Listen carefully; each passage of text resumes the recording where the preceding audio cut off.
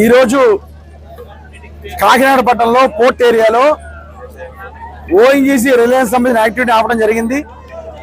2009 నుంచి కూడా మా యొక్క ఇక్కడ ఉన్నటువంటి మత్స్యకార కుటుంబాలు ఎవరైతే సముద్రం మీద వేటాడి సముద్రం మీద జీవిస్తున్నారో వాళ్ళందరూ కూడా చాలా నష్టపరిహారం ఇవ్వాలని ఆ రోజు 2009లో ఉద్యమం చేయడం జరిగింది.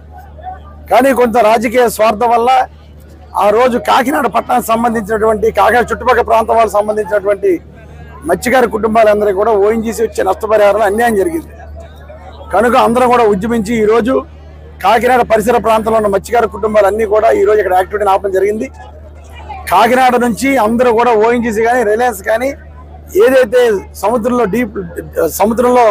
ఈ యొక్క రిగ్గింగ్ యాక్టివిటీ జరుగుతుందో అన్నీ కూడా ఇక్కడి నుంచి ఫెసిలిటీస్ వాడుకుంటున్నారు. కాకినాడ నుంచి అన్ని యాక్టివిటీ జరుగుతున్నాయి.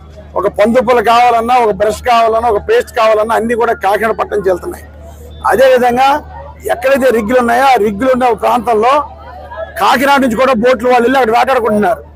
అంత అందరూ కూడా నష్టపోయారు. ఈ రోజు ఎక్కడైతే రిగ్గులు ఉన్నాయో ఆ రిగ్గింగ్ జరుగుతున్న పరిసర ప్రాంతాల్లో వేటాడుకోవడం నిషేధం. కనుక నష్టపరిహారం ఇవ్వండి అని మేము కూడా గతంలో కూడా అడగడం జరిగింది.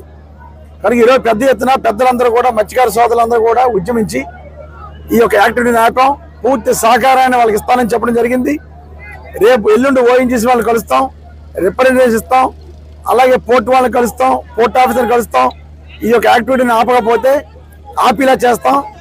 తప్పకుండా ఓఎన్జీసీ వాళ్ళు మా కాకినాడ పరిసర ప్రాంతంలో ఎవరైతే మత్స్యకార కుటుంబాలు ఉన్నాయో నష్టపోతున్న మత్స్యకార కుటుంబాలందరికీ పరిహారం ఇవ్వాలని ఇచ్చే వరకు ఉద్యమిస్తామని ఈ సందర్భంగా తెలియజేసుకోండి.